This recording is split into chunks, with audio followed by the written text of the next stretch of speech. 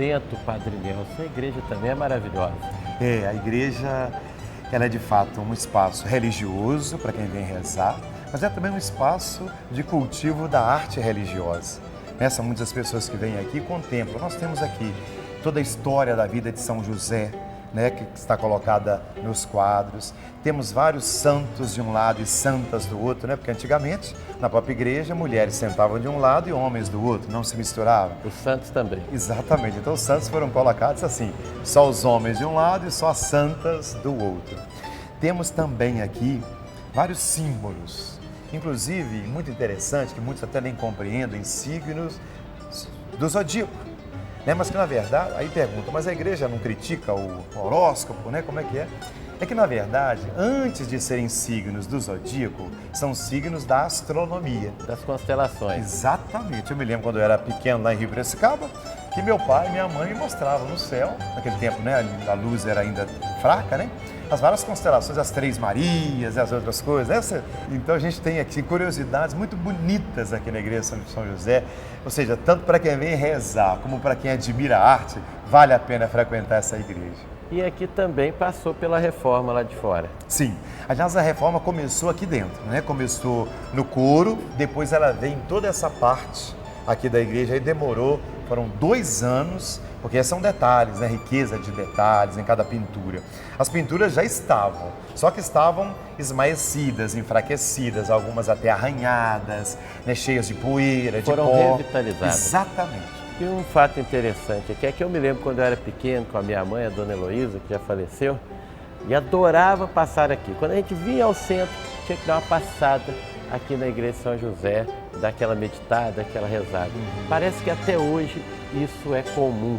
Aqui é um ponto que as pessoas sempre estão em movimento. Nós estamos aqui no meio da manhã, a missa já acabou e não para de entrar e sair gente. É verdade. Eu digo que a igreja São José, aqui no hipercentro de Belo Horizonte, Avenida Afonso Pena, Tupis, Tamoios, nesse centro nervoso da cidade, ela funciona como um oásis, ou seja, um lugar de paz, um recanto para quem está com muito problema, para quem está muito agitado, para quem precisa de um pit stop, digamos assim, espiritual. Dá aquela desestressada, Exatamente. Para quem precisa daquela paradinha.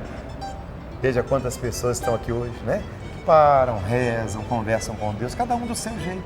Tá ótimo, Padre, muito obrigado, parabéns pelo trabalho aqui. Bem-vindo, Viação Cipó, à Igreja São José, e que possamos fazer boas viagens juntos. E aqui, gente, é um ponto religioso e turístico de Belo Horizonte.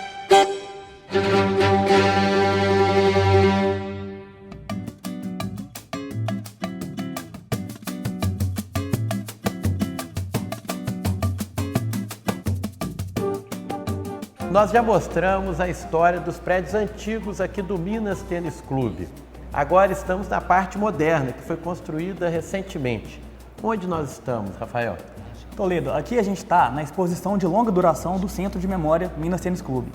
É um espaço que, junto com a Galeria de Artes e o Teatro Bradesco, compõe o Centro Cultural Minas Tênis Clube. Foi inaugurado em 2012 com a abertura do teatro.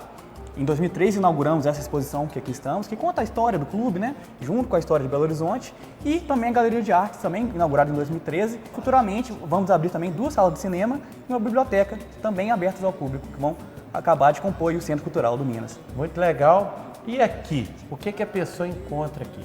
Bom, aqui a gente conta um pouco da história do Minas, através das 4 vertentes que o Minas trabalha: cultura, esporte, educação e lazer. Claro que o que vai chamar muita atenção são os troféus. A gente tem mais de 300 troféus aqui expostos. Tem poucos, Pouco, Isso não corresponde nem a 10% de tudo que a gente tem no Minas. A gente tem mais de 3.000 troféus. Então o processo de seleção aqui foi bem rigoroso para a gente poder expor realmente os mais emblemáticos de cada uma das 9 categorias que o Minas disputa. Então aqui só 10%. 10% mais ou menos. Aqui tá igual o Dadá Maravilha, que o Dadá fala assim, tudo que ele fala dele, é só 10% do que ele representou. Aqui só tem 10%. 10% mais ou menos dos troféus, Mas a gente fala muito também sobre o papel que o Minas teve na cultura, na educação, com o professor Macedo, por exemplo, que foi um dos precursores do Minas na parte da educação esportiva, a parte do lazer, os bailes, as missas dançantes que marcaram época aí na década de 40, 50. Então é muita história aqui para contar, muito além do esporte. E eu vi que aqui tem umas telas que você chega e pode ver parte dessa história aí, com vídeos antigos, vídeos novos, contando todo esse passado do Minas Tênis. Exatamente. O interessante da exposição também, Toledo, é porque ela é autoexplicativa. O visitante que quiser vir aqui sozinho pode vir, ele dá play nos filmes lá que contam cada um a sua história, ele pode assistir vários desses filmes, todas as nossas vitrines têm as suas legendas, ela é autoexplicativa, qualquer pessoa pode vir aqui que vai gostar muito de saber da nossa história. Muito legal, e quem vier aqui conhecer a história do Minas vai também ver o passado de Belo Horizonte através de vídeos que falam do Art Deco.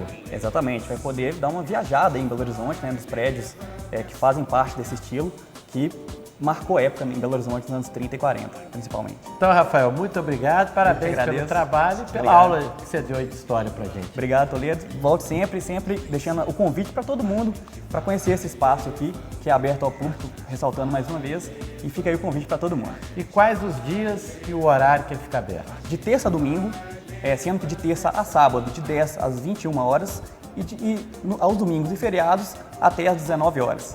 Então tá ótimo. Você tem um presentinho aí pra mim também? Claro, tem o nosso folder aí com todas as informações do Centro de Memória para você poder visitar, trazer seus filhos, a família toda aí. Eu vou vir sim e convido você também para conhecer essa parte da história de Belo Horizonte.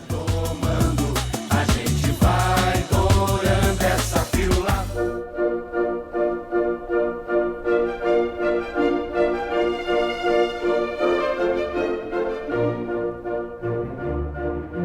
E nesse programa que estamos fazendo sobre a história de Belo Horizonte, nós vamos conversar agora com uma artista plástica que tem muita história para contar, da capital e também aqui do Minas Tênis Clube.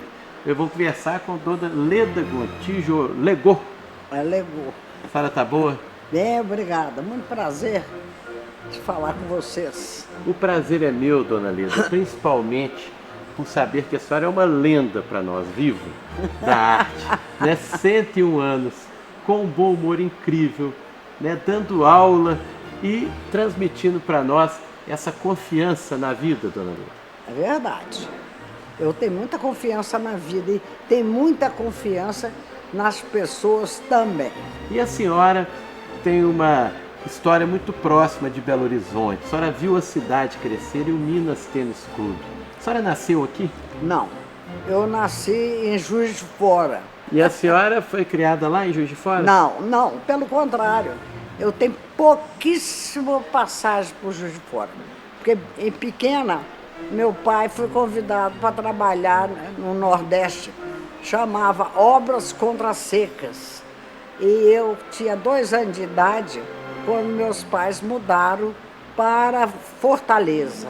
E quando a senhora chegou em Belo Horizonte? Cheguei em Belo Horizonte, eu com meus irmãos, que um nasceu no Ceará, uma nasceu no Ceará, no trem. Nasceu dentro do trem? Dentro do trem, Isso deve ter influenciado a arte Eu da acho. senhora.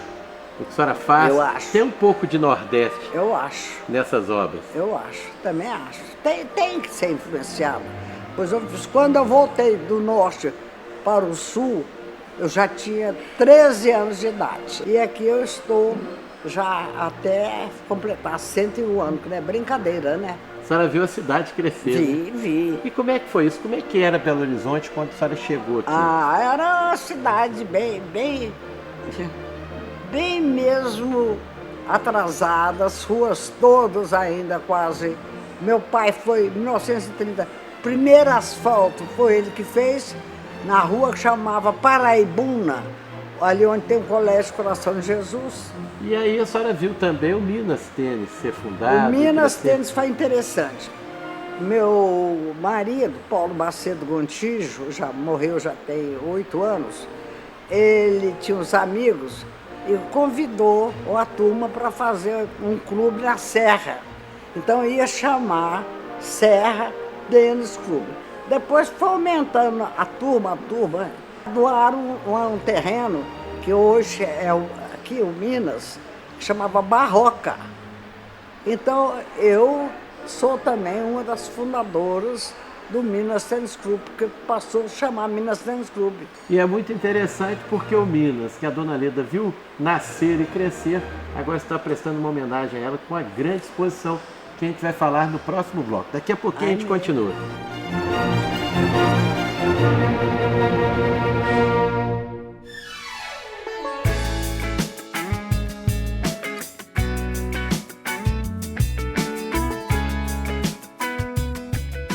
Na década de 1940, na administração do prefeito que se tornaria o presidente Bossa Nova, Juscelino Kubitschek, Oscar Niemeyer projetou um moderno complexo que seria referência para a arquitetura brasileira e mundial, o Iate Golf Club, hoje Iate Tênis Club. Com os jardins de Burle Marx, a pintura de Portinari e as esculturas de Sesquiate e José Pedrosa valorizando e ornamentando o projeto, o iate é uma verdadeira síntese das artes. No espelho d'água, o clube reina soberano e o complexo, tombado como patrimônio cultural federal, estadual e municipal, está em vias de se tornar patrimônio mundial. Um reconhecimento do símbolo da história do movimento moderno brasileiro e de identidade da capital mineira.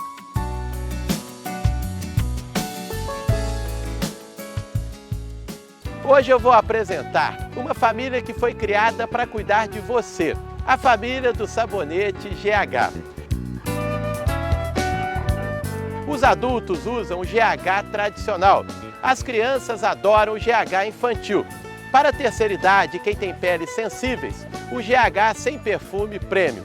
E a grande novidade, o GH íntimo, para as mulheres se sentirem cada vez mais saudáveis e confiantes. Sabonete GH. Tem coisas que você não vê, mas a sua pele e a sua família sentem.